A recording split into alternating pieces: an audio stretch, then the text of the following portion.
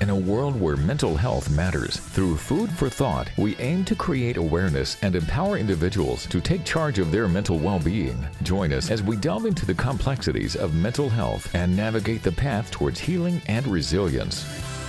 Food for Thought with Professor David Bete.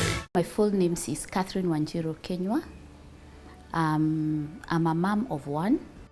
I've been divorced for the last we are going 2 years. Catherine is a community mobilizer, businesswoman. Catherine was married for, let's say, 18 years, but legally 19 years. I got married, I believe, at the age of 24. Within the year, I got my daughter, because when the wedding was happening, it was a church wedding. I was 6 months pregnant. We were blessed with a baby girl, daughter, who at the long run, that was the only child I eventually had. My marriage was tricky from the onset of the union of marriage. I actually say I don't lie that there were no red flags from the onset. They were there. But honestly speaking, we are in an African setting. I'm coming from a Christian-based family. So we know what we have been taught, religion and traditions. So in real sense, as a woman, I needed to work to keep my union of marriage. Because remember, being a Kikuyu, I was told, Motumia nigo tumeria. Woman is to shut up.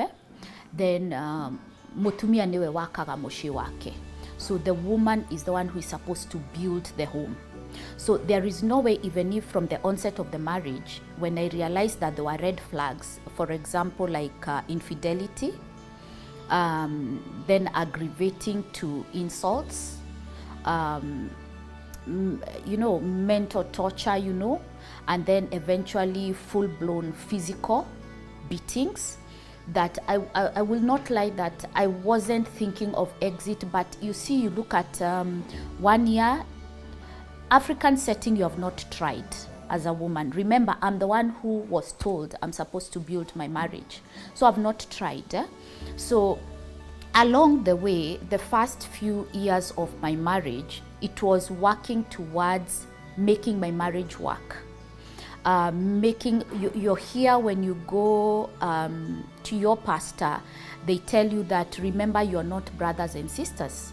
You're strangers. So with the time, you're going to get used to each other. You are actually growing up. So this nonsense will come to an end. Persevere your husband. And in most cases, the arrow is always pointed to the woman. You're the one who is supposed to do so much. So, persevere your husband. Remember, he's also maturing. Forgive him. Pray for him. Fast for him. Do all sorts, yeah?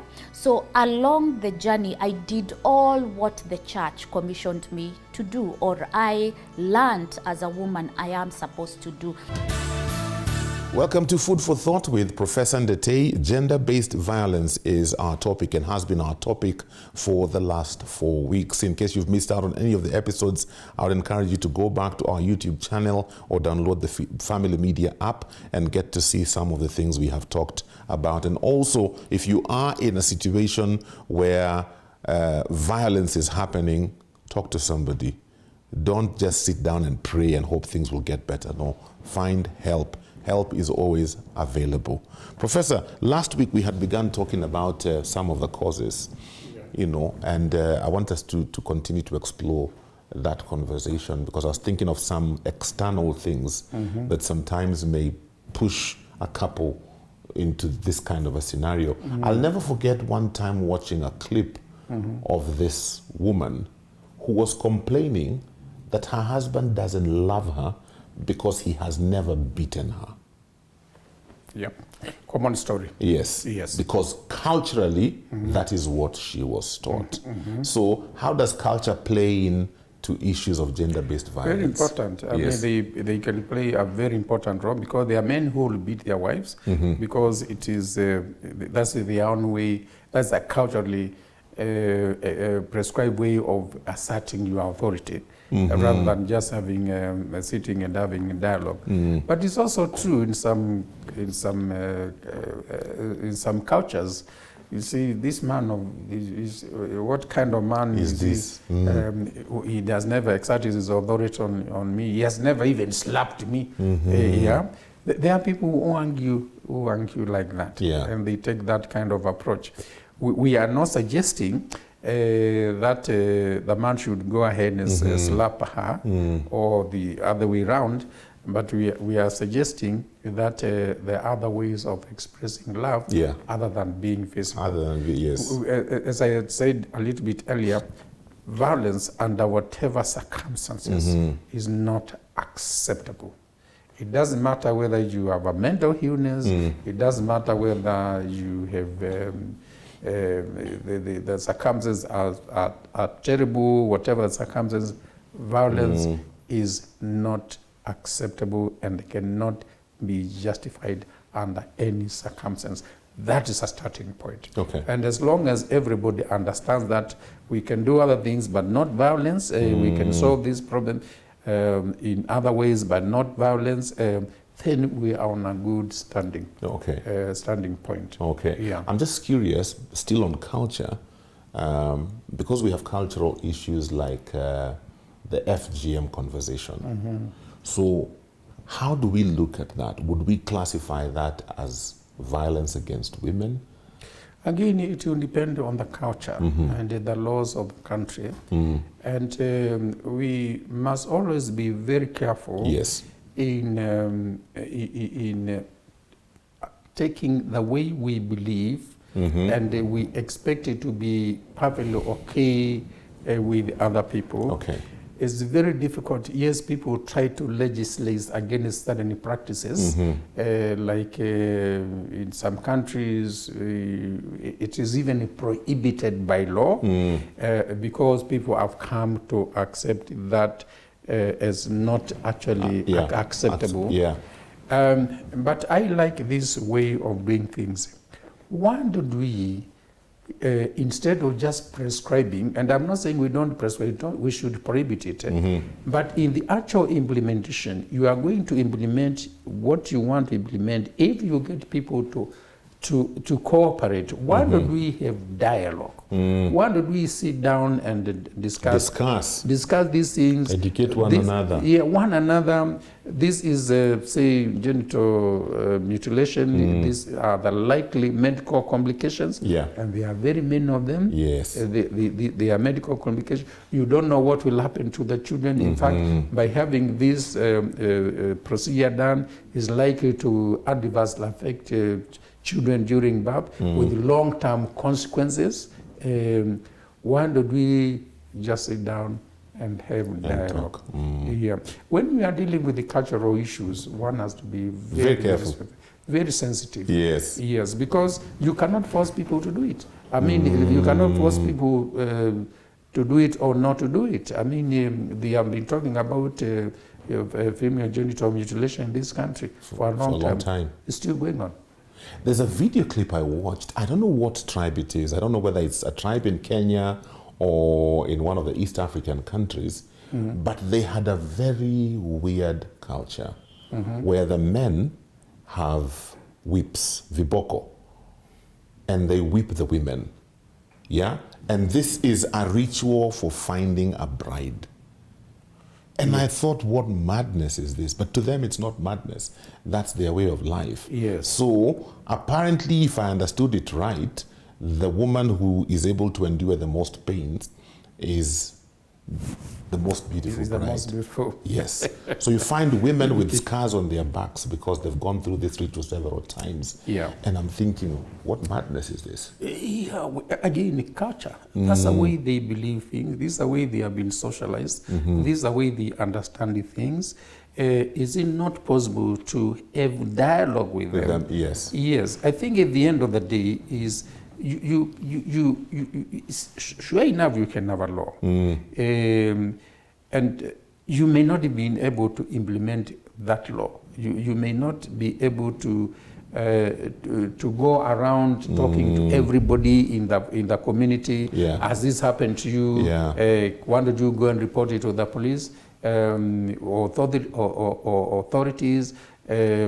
Why don't we just sit down and have what is called public participation. Yes. You see, we've talked about quite a number of mental health complications. And one of the things I've had you say over and over again is that to the person who's going through that issue, it is real. Yes. The voices are real. Yes. There's no way you can convince him they are not real. And so, transferring that to culture, their beliefs are real. Convincing them otherwise is hard. Yes. I think we fail to grasp that sometimes. I think it is, and again, I think it's the basis of stigma. And we are saying that one of the ways of overcoming stigma is talking about it.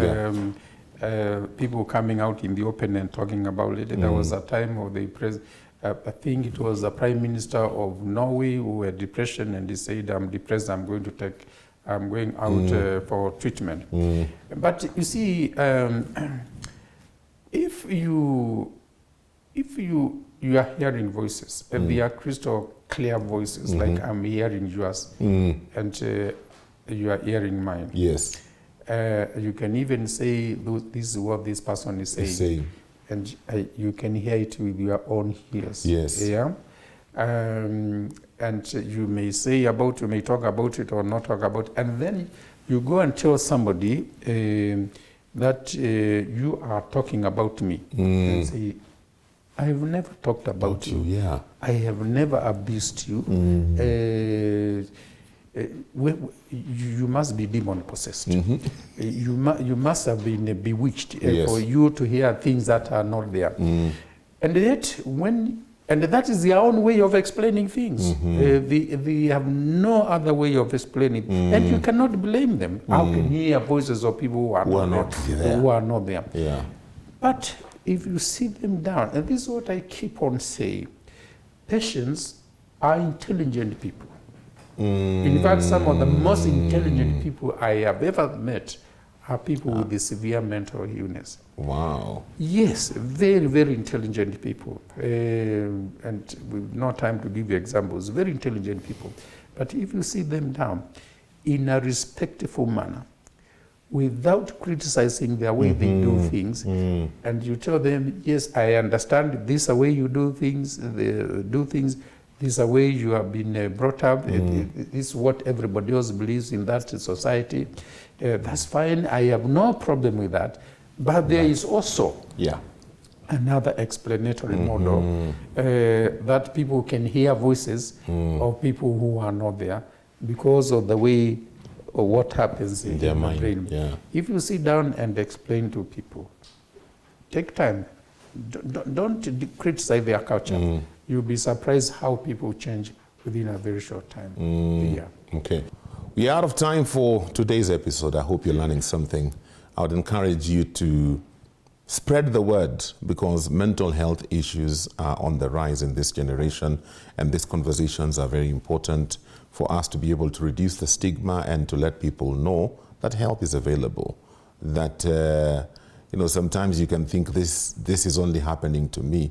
But the more we have these conversations, the more you recognize that this is a problem that quite a number of people are going through and solutions are available. So let people know where they can find this information. We have a YouTube channel, and also they can download the Family Media app, and they'll be able to get all the previous episodes we have had with Professor Ndetei. Until next week, when we look at some of the effects and the impact of gender-based violence on people, have a great day and God bless you.